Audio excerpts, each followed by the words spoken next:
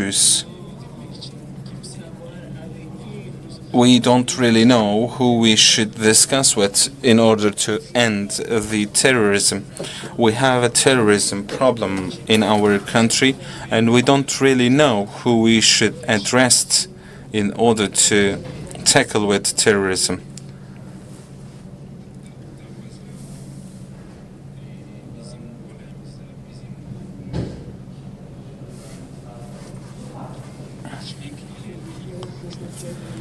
So it is highly important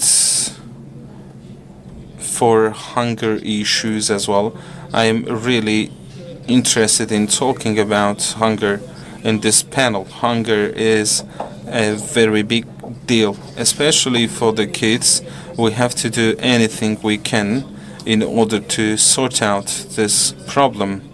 We are all aware that the hunger issue must be resolved. I'm happy to bring up this topic here because we believe that if we can discuss this over here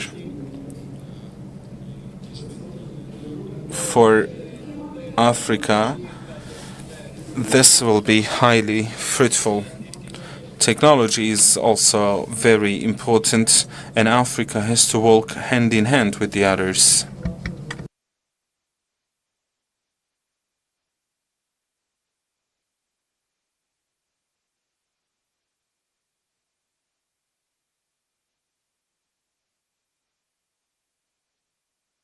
And the need to invest in farmers. So we'll be talking about that pretty soon. Thank you.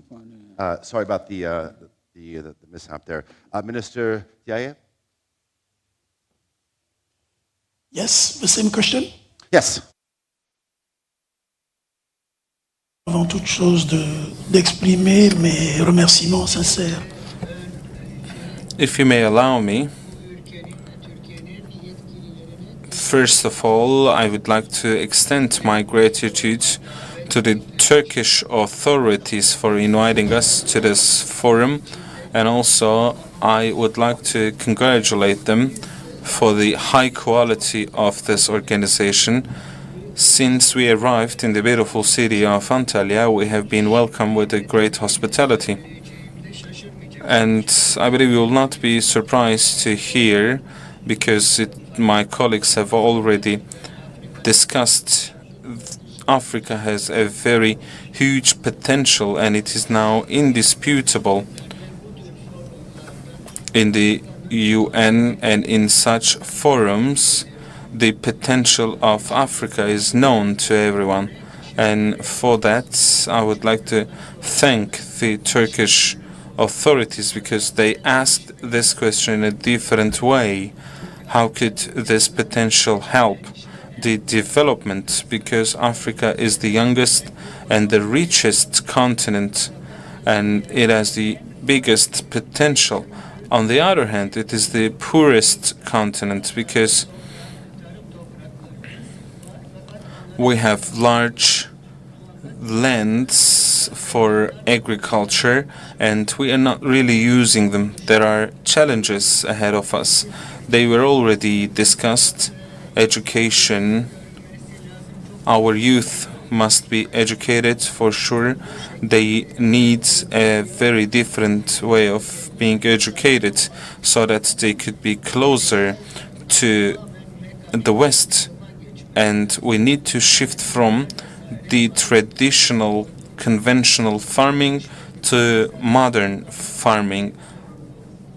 Peace and security are the biggest challenges of Africa. Once we thought that we tackled with them, but due to poor governance, terrorism and other issues, Africa has become a country of instability and threats again. And that is again very important. My brother from Mozambique also put it very delicately. We have a huge land in Africa, yet we are challenged with hunger, and it is a dilemma actually. Yet we know how to make progress. Cooperation with countries like Turkey and other countries is critical because we have to make improvements on some certain subjects and we have to achieve the highest level of technology and education, and we have to reach at a partnership level to ensure win-win for all sides. And this is highly important for our continent. Most recently,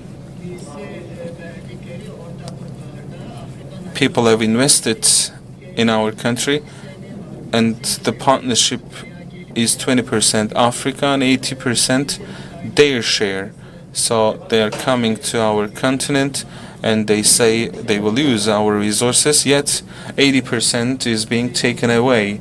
This is really unfair, and we have to challenge with that on our continent.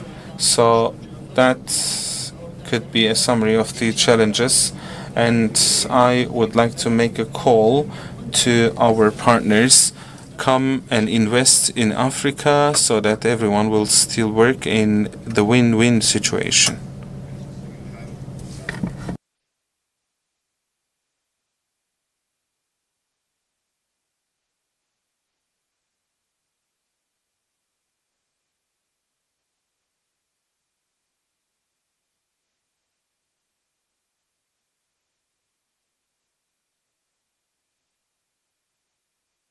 Be talking about in our next round. Minister, thank you very much. Minister Musalenga. Thank you very much. When you talk about realizing the potential of Africa, you should remember that the basic thing to do is to focus on poverty eradication.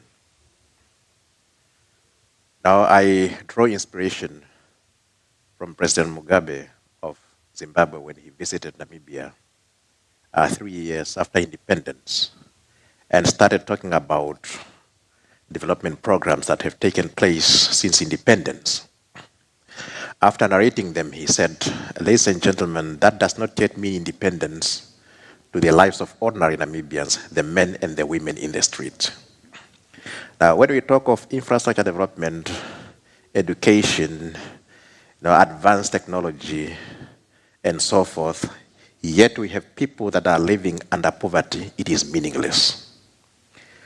My president, who just passed on last month, may his soul rest in eternal peace, was very much passionate about poverty eradication. So we should have targeted programs for our people that are not in the mainstream of the economy, developing the small and medium enterprises, looking at rural development in order to take our people out of poverty. Coupled with that is then when we come to education and training. And by education and training, we just don't look to untargeted wholesale education. We should look to targeted education, matching our education with our economic sector. Too often you find a mismatch between education and the economic sector in the country. The only way to ensure and realize the full potential is when we match the two. Also having those that are in the economic sector making their input in the curriculum, both at secondary and tertiary and vocational levels of training. And once we have this, then we also talk about intra-regional trade, to trade among ourselves. That's why my country, Namibia, knowing that we have our neighbors that are landlocked, we have offered them dry port facilities at our harbor in Warfish Bay. And this enhance trade among ourselves and our neighbors, which is further enhanced by infrastructure development in terms of road and the railway networks. Thank you. Minister, thank you very much. Minister Mbele, let me turn to you. You are a very seasoned politician. You are a seasoned diplomat. I'm wondering if you could sort of maybe pass on your experience in the sense of how countries outside of the continent, their approach to the nations of the continent have changed over the decades. I think you're in a very good position to look at this. One thing that actually strikes me is when you look at the past decade, you've seen a plethora of XYZ-Africa summits. Turkey organizes one, Russia has one, Saudi Arabia has one. The emergence of these, how is it affecting the relations with the countries within the continent?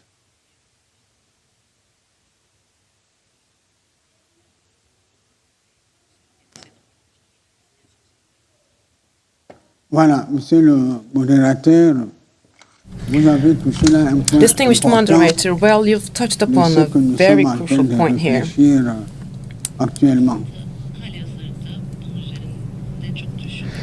To be honest, this is something that we're heavily thinking of.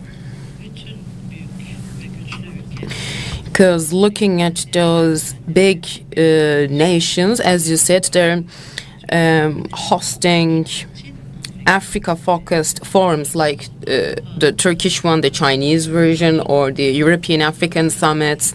And like you said, there is Russian African summit. So there are numerous African summits around the globe.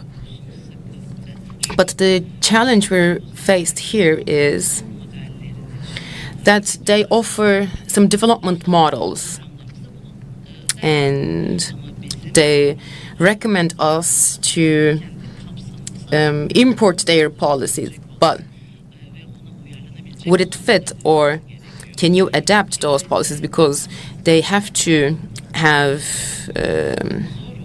the capacity or the possibility to adapt or to change, so that those policies can fit our circumstances. We are a continent of more than 40 countries. We attend to those summits, we listen, we follow the discussions, but why not hosting those summits in Africa, in our continent, so that they can see our reality on the field right away? So just like my colleague mentioned, our challenge is that, yes, there are some prerequisites for Africa to develop, like education. It is indispensable. But especially the education model offered during the post-colonial era wasn't, that fitting, meaning we need an education model that fits our needs and, our circumstances, so that the young women and everyone can actively participate in developing our continent. We just discussed education, and yes, it has to be revisited or reshaped if necessary.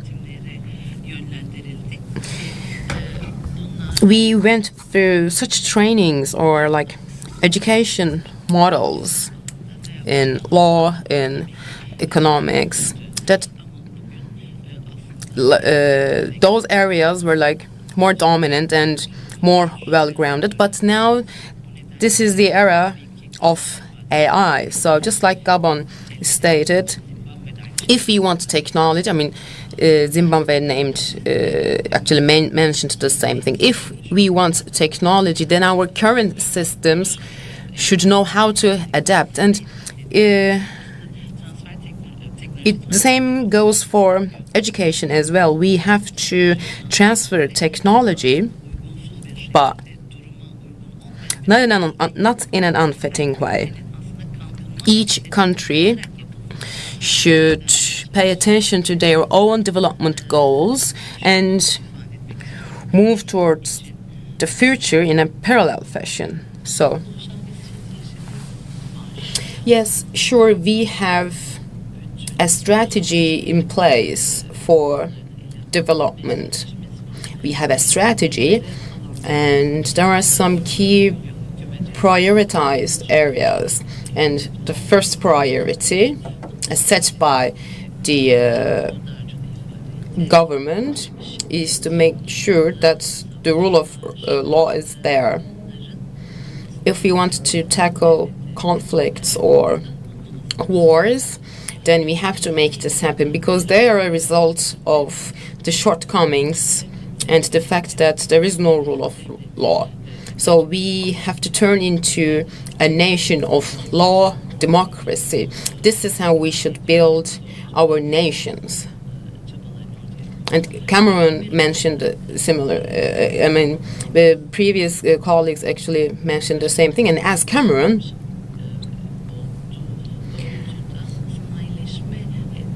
in line with our president's directions, we are trying to get industrialized, not relying, not dependent on other countries or other resources, but focusing internally. We want to industrialize the country so that it can be self-sufficient, but also food. Food is significant. You have to make sure that you're providing for your people. Yes, we have agricultural activities going on, but there is this, there's two sides of the coin. There is this one side that is self-sufficient and really caring for others, and there are some that only do it for their own interests. But we want to modernize our agriculture too. But in order to have good produce, good agricultural outputs, first you have to update your agricultural means, and then you have to have the proper industries. You need the infrastructure for it. So a common challenge of the continent is the lack of infrastructure, actually. Like, there are no networks connecting cities, or you would naturally need infrastructure to connect geographies, be the highways or the ports or railways. So we have some key needs in those areas as well, and I think this is one of the biggest needs of the continent. And thinking of 2050 and the current agenda, I believe that in order to integrate countries, we have to come up with common goals. You asked this question for the free trade, and if we want our trade to be more resilient, and if we want a resilient continent, we need integration and cooperation so that we can support free trade.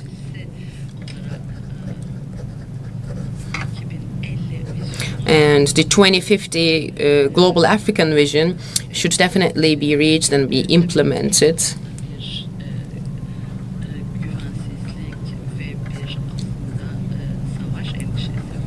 And there's always a worry for conflicts or like war, but we need proper solutions to overcome that too. If we want a peaceful future, then we have to stop the arms, we have to stop conflicts, and you can see a conflict in any corner of the continent.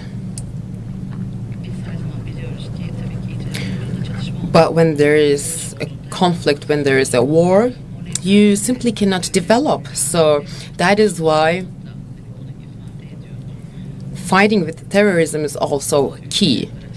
And this requires dialogue. We need dialogue between the continent countries so that we can come up with common solutions. Because only then we can develop our economies and we can support our people. And people should never be displaced, because when people are forced to be displaced, then you can never ever have sustainable development. So that is why, as Cameroon, we're putting all necessary mechanisms in place. Even with climate-related issues, we want a resilient and a sustainable development.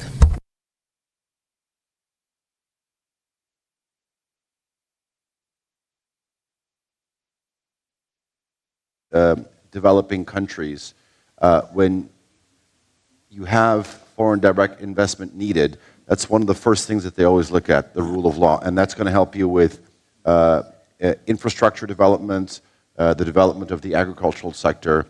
Very important points, Minister. Thank you very much.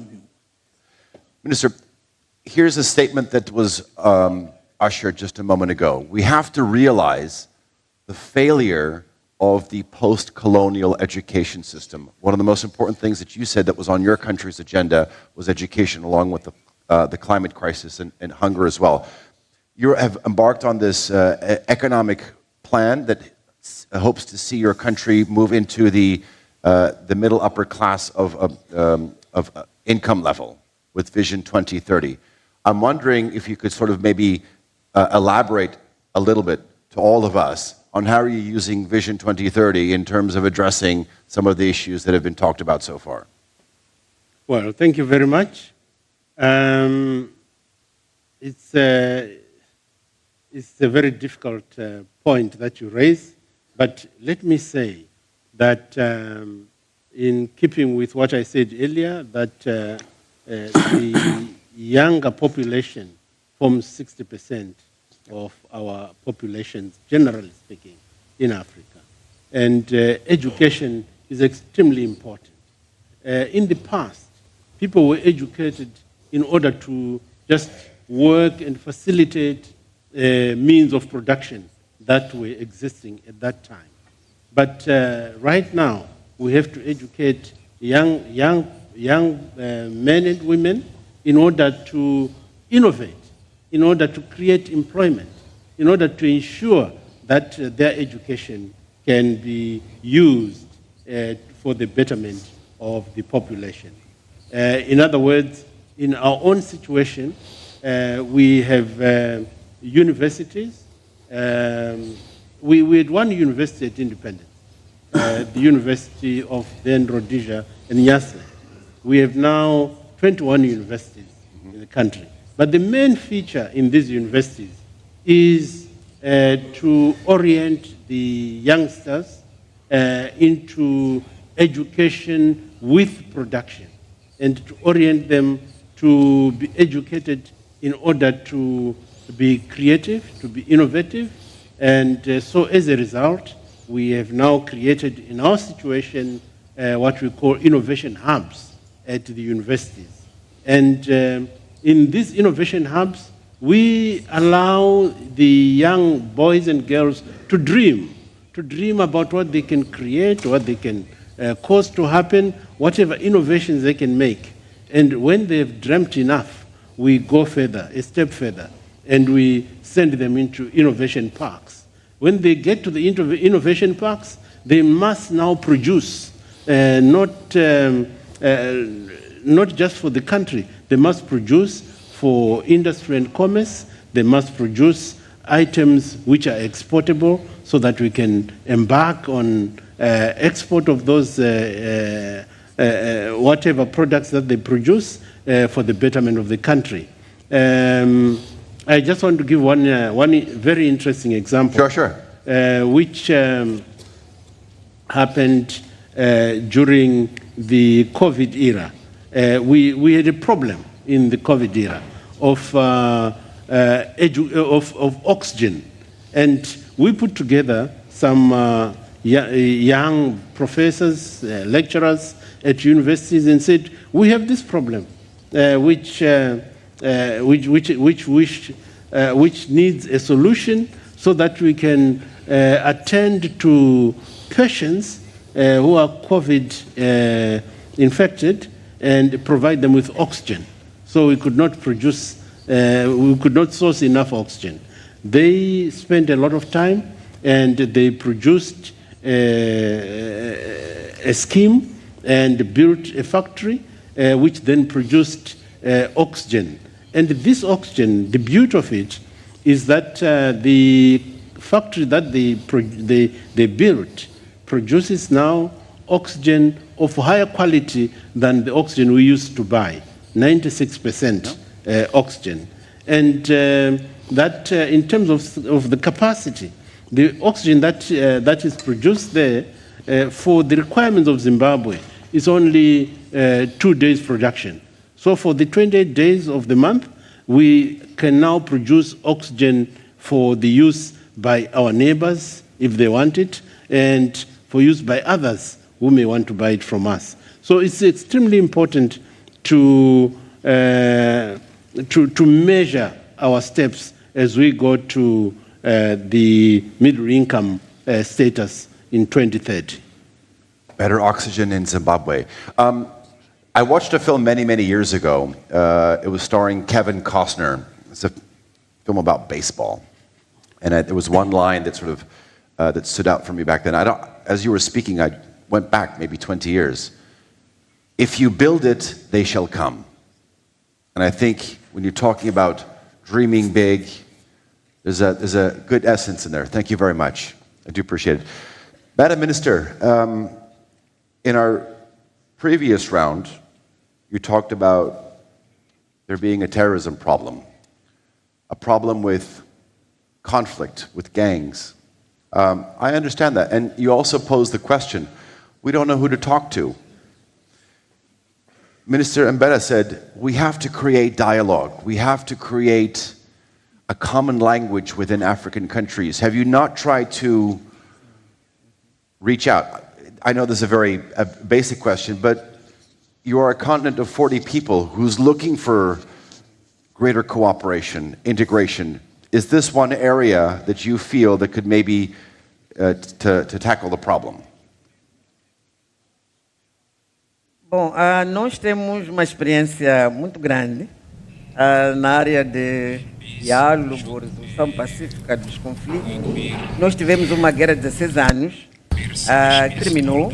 Yeah, we had a long war of 16 years, but now the war is over. A confiança é uma coisa que se constrói com o tempo. As you know, after the war, tendo alguns altos e baixos. It's really difficult to build trust again.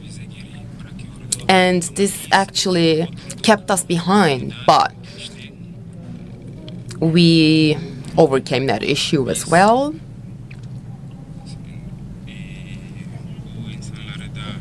And we confiscated the guns and arms that they were using, and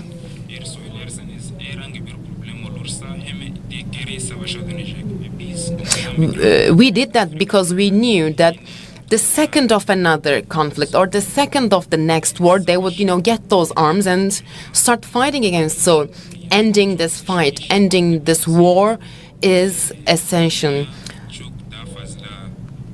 The world is great and it's sufficient for all of us. So there is no need for conflicts, for wars, because wars just keep you behind. It disrupts everything. It destroys everything. So if we want to move forward, we should do whatever it takes to stop those wars, because otherwise you simply cannot develop, you cannot improve, you cannot move forward. And yes, communication is key. This is stated over and over again. And let me repeat it one more time. When there is a terror act, you don't know who is behind it. You can never figure out.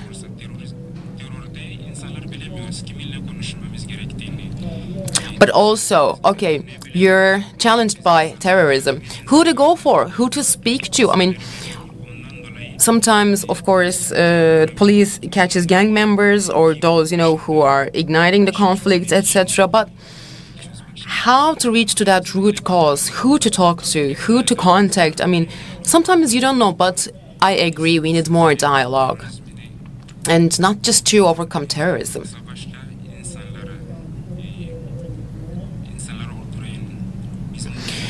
We need more dialogue to stop the conflicts, to stop all the negativity. If we want to build a better future for our kids, for our youth, then this is essential, because this is the only way to have a more prosperous life. If we want to build a better future, we have to do it together. So terrorists in our country are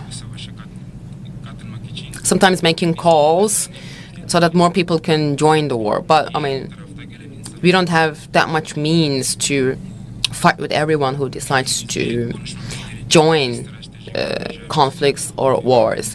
But then we also need the necessary tools to combat terrorism and conflicts.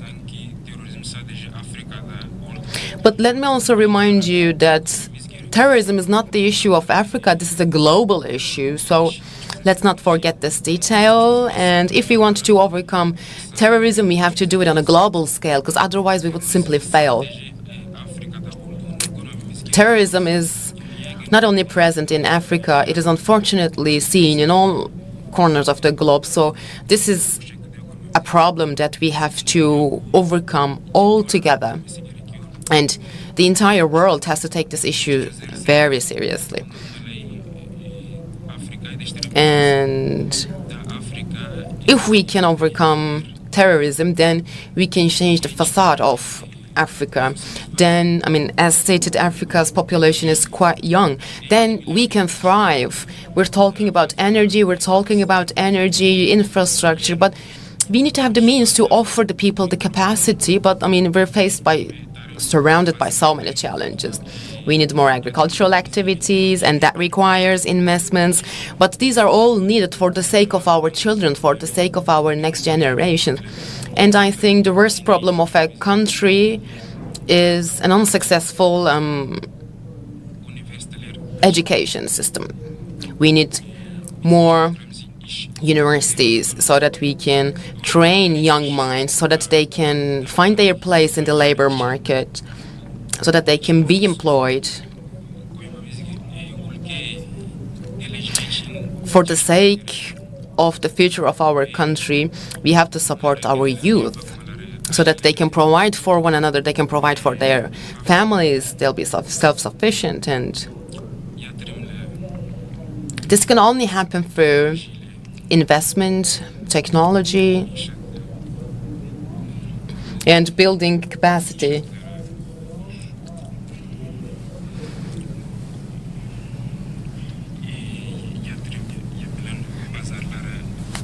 We need to have access to markets, and yeah, we have construction needs as well. But also we have to support the farmers in their agricultural activities.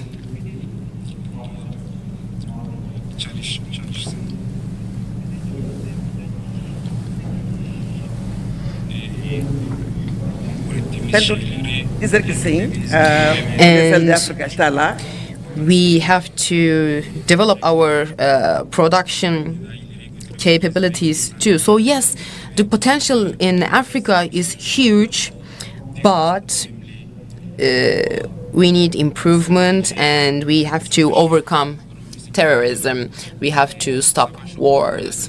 Because like I said, when there is war, everything goes upside down. People have to be displaced, and then you have to take care of those people who are displaced. They would need food, they would need shelter. And this is another area that requires a series of investments.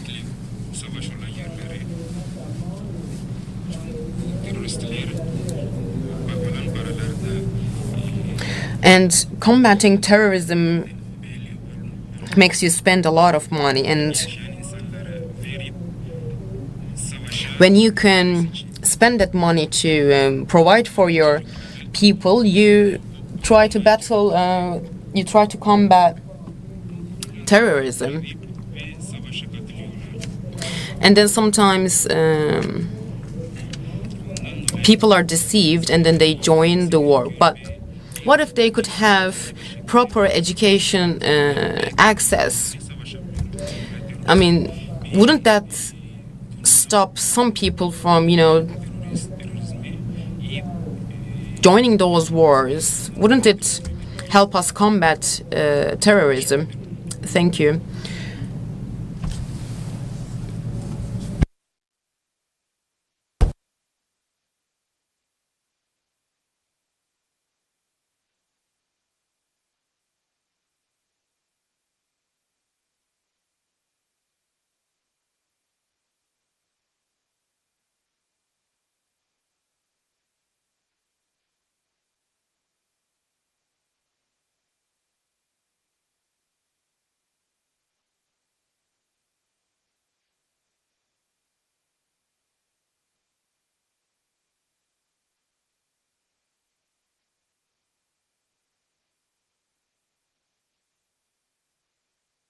To distance themselves from certain regional organizations.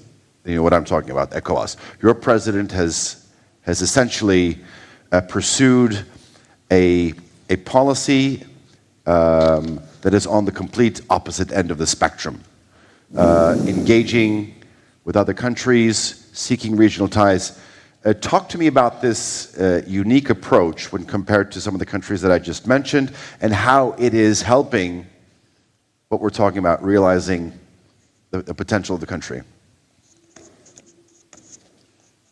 Merci. Je vois que vous êtes bien informé sur ce qui se passe dans mon pays ces derniers mois. Thank you very Et je much. vous en remercie. As much as I Avant de see you répondre, je have voudrais a juste lot of réagir à une information about préoccupation my que vous avez country, and I'm évoquée very much avec pleased mon with aîné, that. le ministre Mbela Mbela, par rapport à First of all, regarding Mbela, I would like to touch upon the subjects Mbela has mentioned regarding these forums. Actually, we are going through a paradigm shift.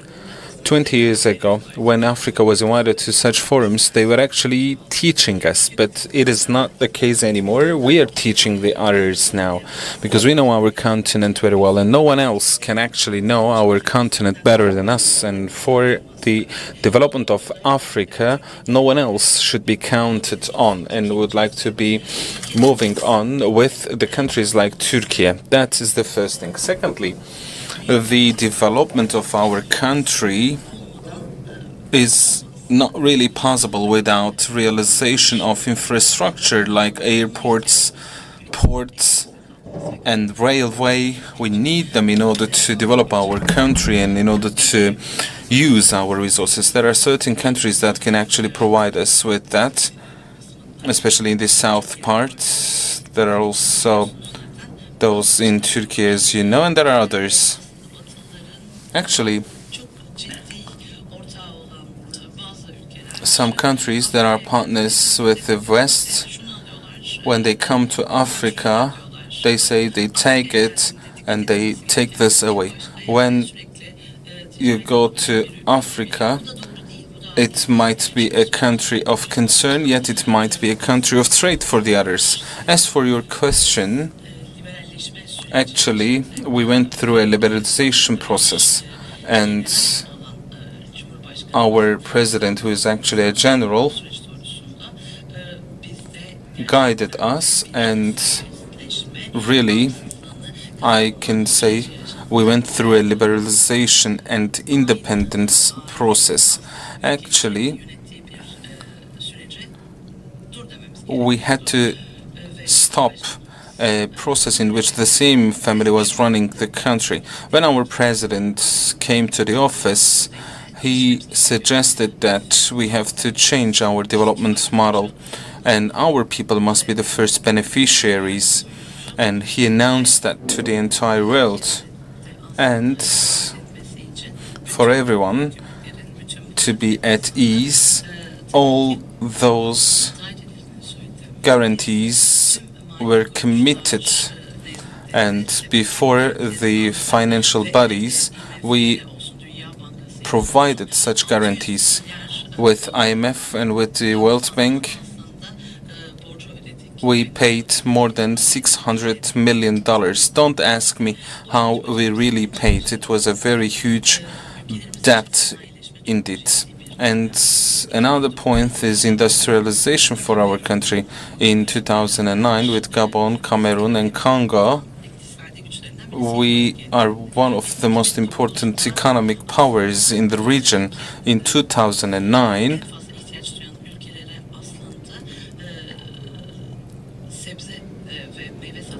we stopped selling fruits and vegetables to the most needy countries.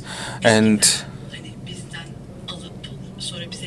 in the past, those countries were buying them from us and selling back to us. And we said we will produce them by ourselves. And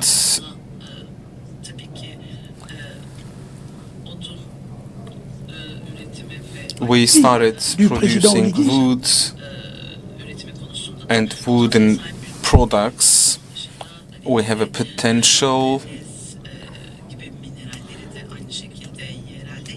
We can also mine magnesium and process, because uranium and magnesium, we're one of the 5 largest producers in the world, and we have to take them from point A and take to the port, and we are using the railway in order to transport it.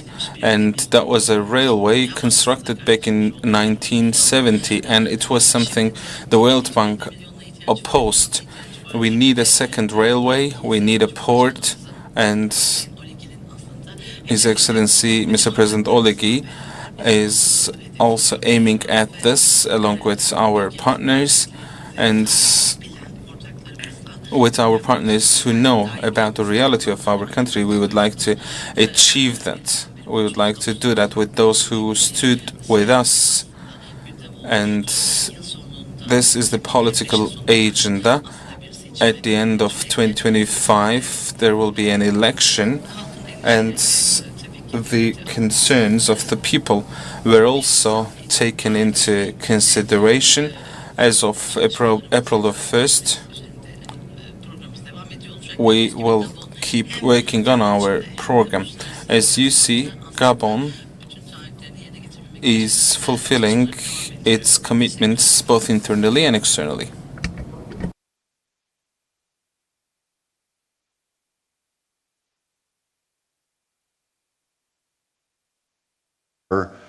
Development model. I'm wondering, in your opening remarks, you talked about the death of the late President Gengob, and now that you have a new president, do you feel that this is perhaps an opportunity for you to look at things like changing your development model in terms of addressing some of your number one concerns, I think, was the eradication of poverty? Thank you very much. Yeah, I must inform you that the current president served as a vice president under President Gengob. So he has been part of the government over the past 4 years. When president was elected, he was elected on the basis of the manifesto that was presented by his political party to the electorate. It is that manifesto that guides government in the programs that government adopts and try to implement. Just to answer to your question, he is continuing the legacy of his predecessor, because it is not a new government, it is a new president with basically same cabinet. Okay, let me rephrase my question then to you. Yes. Thank you for the correction. New president, but still the continuation of previous government policies. What more can this new president do in terms of implementing some of the policies that already existing policies? First, we have a monitoring and evaluation mechanism in our government. So the president would look and ensure that the programs that were not undertaken and those that have been undertaken and are not implemented are brought to successful completion. For example, when he appointed ministers, he indicated to them, or when he reshuffled ministers, he indicated to, or promoted deputy minister, he indicated to them what are the projects that they should complete that were left uncompleted during the tenure of his predecessor. Now, we have what we call the Harambee Prosperity Plan under President Gengob, which outlines in various sectors what is ought to be done by the government. How do we ensure that we have improved science, technology, and ICT, for example, to ensure that the fourth industrial revolution works? How do we ensure that we focus on renewable energy, for example? We have the Green Hydrogen Council that look at the green hydrogen scheme that would ensure that we move to renewable energy. And that is something that sort of sets Namibia apart than some of our partners here up on stage. Renewable energy of enough capacity. You talk about 300 kilotons. We also have other projects, social housing projects, to ensure that our people have shelter. We have infrastructure development project to ensure that we deepen our harbor.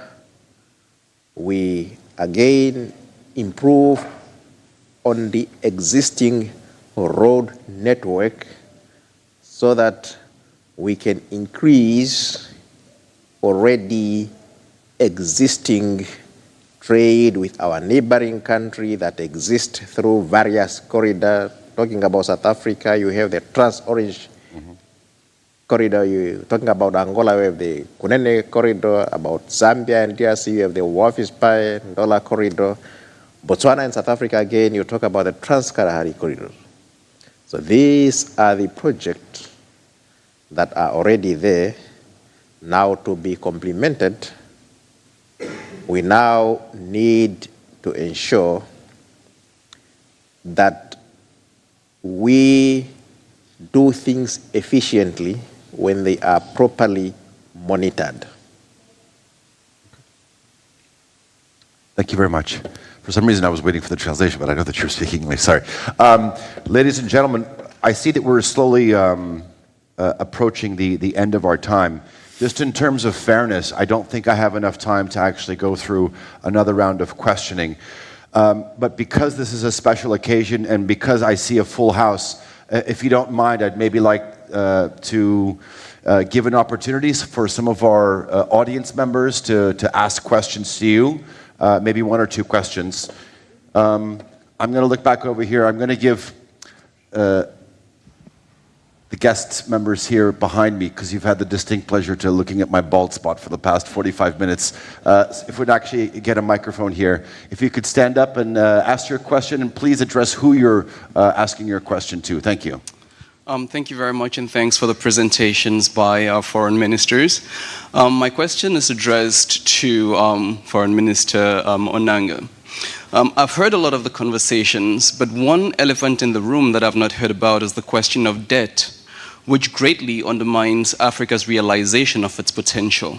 What kind of financing mechanisms, new financing mechanisms, would you recommend to actually address the problem of debt, which is too heavy on the African continent at the moment?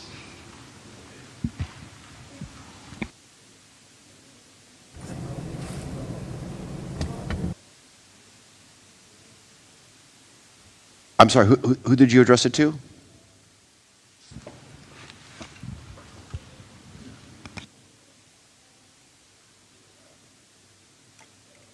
Merci. Merci pour la question. Je crois qu'il faut que l'on s'entende sur un principe. Thank you for the question. S'endetter, c'est un principe we de should agree fonctionnement on normal one dans thing. le développement de nos pays et dans le développement de nos sociétés. Donc, être endetté, ce n'est borrowing pas un tort. is an Le ordinary tort, c'est thing l'usage que nous during faisons de development la dette. process. Dans Borrowing un pays money comme le is mien, on a not été très endetté, mais actually les a populations n'ont jamais crime. ressenti And in a country l'usage like que mine, nous faisons it's de la true dette. that we Les borrowed a organisations lot, financières but internationales qui the nous ont prêté autant community, d'argent the people could n'ont not pas really senti le sense juste how retour we used et l'impact the sur les borrowing. populations. C'est de cela qu'il And s'agit. international Du coup, organizations who on peut lended the continuer à money could s'endetter. not really see the Il faut impact of réaliser des the projets debt structurants, on il faut the people. réaliser des So you projets may actually incur qui debts, portent but des you have revenus to realize afin d'avoir projects, la and those capacité projects de must rembourser cette dette. Une des earn you difficultés some de income, l'ancien and you régime should then be déchu, able c'est de to cela pay qu'il the s'agit. income. 700, This is what you 7500 can see milliards de in the dettes, old mais les regime. populations n'ont rien vu passer parce qu'on n'a pas construit plus d'universités, 5.7 parce qu'on n'a pas billion construit plus USD d'autoroutes, is on n'a the pas total construit de amount grands of debt, ponts. yet Ouais, c'est ça la nothing was difficulté. done. Mais rassurez-vous, No new même les plus harbors grands, were constructed, peut no citer, universities très were aucun, constructed, mais même les but plus grands s'endettent. Et you should parfois, be ils sont endettés confident that pour des even the sommes largest abyssales. countries Mais au moins, on borrow voit money, à quoi and sert la they dette borrow au quotidien. extraordinary amounts Désormais, of money, but in l'objectif your ou la daily préoccupation life, qui est la nôtre au Gabon, you should be c'est able bien to entendu see de the rembourser impact la of dette. that. Mais en même That temps, in nous nous Gabon, it réendetter is our pour cette purpose fois-ci to investir pay dans back des our secteurs debt, très and then structurants. we will L'école, borrow les new routes, debts, les hôpitaux et and la formation. we will Je vais vous prendre un then exemple. use it Nous to avons construct the réalisé quelque chose infrastructure, to d'extraordinaire construct il y a roads, 3 semaines au schools, Gabon. and the Le infrastructure. Gabon, pour la Let première me give you an fois, example. We a racheté had une something very grande beautiful in industrie Gabon 3 pétrolière weeks aux ago. mains de grands consortiums américains.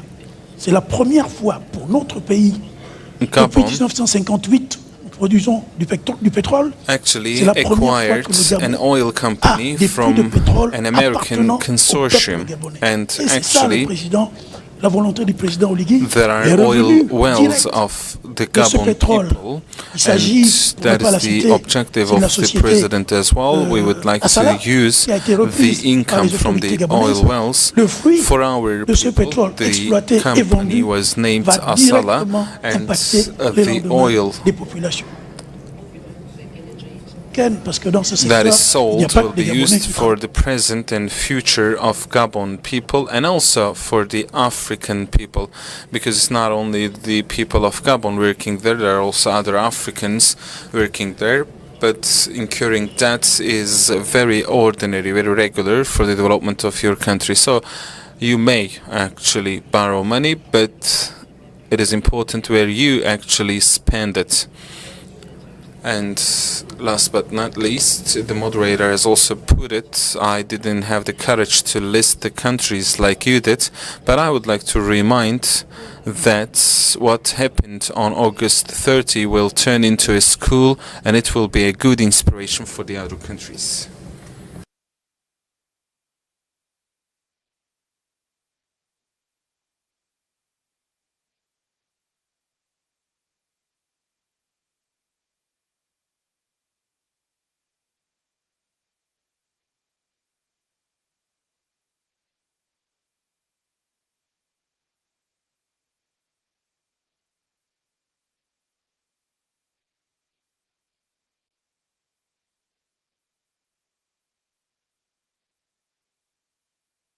So if you do have the time during the lunch break, which we're about to go on to right now, please visit it. It's special for us and special for us, for her and special for us. All right, I think we have time for one more question. Yes. Can we get a microphone here on the first row here? Thank you. Thank you very much. My name is Elif Çomoğlu-Ülgen, and I'm the Director General for East and South Africa Affairs at the Ministry of Foreign Affairs. So I just wanted to seize this moment humbly, if I may, to extend the gratitude that we feel as Turkish diplomats, and on behalf of my ministry, to host honorable ministers from this African continent here in Antalya.